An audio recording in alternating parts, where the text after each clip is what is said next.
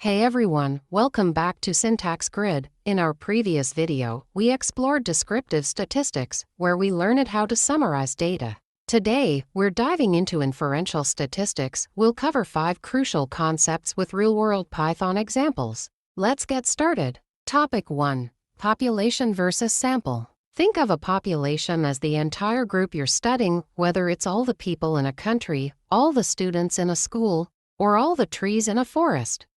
A sample, on the other hand, is just a small part of that population that we can actually gather data from. Using a sample makes the analysis easier and more feasible when working with large groups. Example 1. Simulating a population and sample. Here, we created a population of 10,000 people with a mean height of 165 centimeters. From that, we randomly selected a sample of 100 people. As you can see, the sample mean is very close to the population mean, showing that even a small sample can be a good representation of the entire population. Example 2. Visualizing population versus sample. In this example, we've plotted the population distribution in blue and the sample distribution in orange. As you can see, the distributions are quite similar, which means our sample is a good reflection of the population. Topic 2. Confidence intervals. A confidence interval gives us a range in which we believe the population parameter like the mean lies, based on our sample data.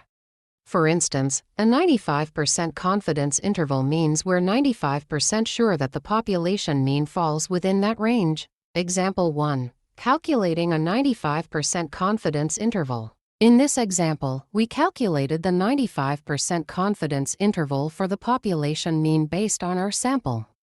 The result gives us a range, showing where the true population mean is likely to fall. This gives us confidence in our sample's estimate. Example 2. Confidence interval for a different sample. Now, we took a new sample with a slightly different mean 170 centimeters and calculated its confidence interval.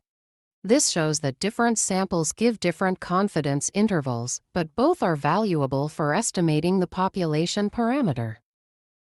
Topic 3. Hypothesis testing. Hypothesis testing is a way to test if a claim about a population is true.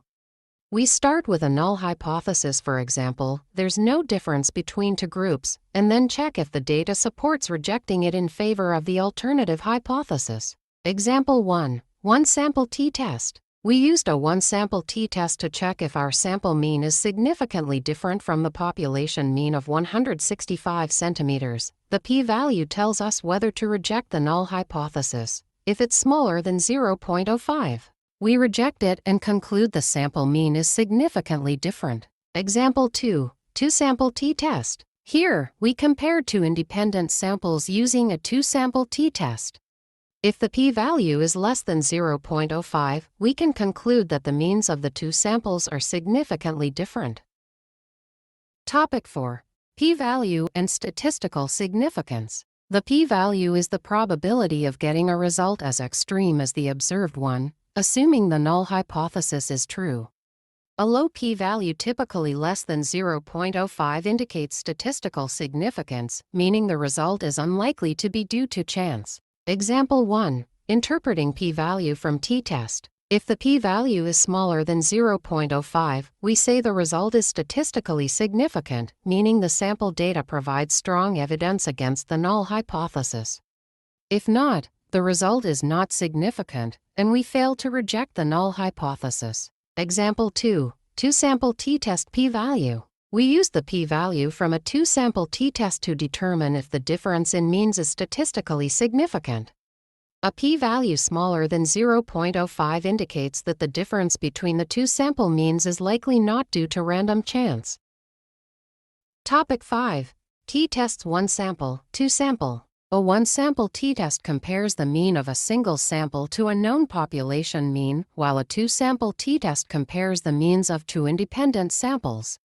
These tests help us determine if there's a statistically significant difference between the means. Example 1. One-sample t-test. We performed a one-sample t-test to compare the sample mean with the population mean of 165 centimeters. This helps us decide whether the sample mean is statistically different from the population mean. Example 2. Two-sample t-test. We used a two-sample t-test to compare the means of two independent samples.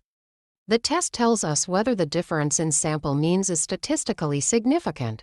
That's a wrap on today's deep dive into inferential statistics.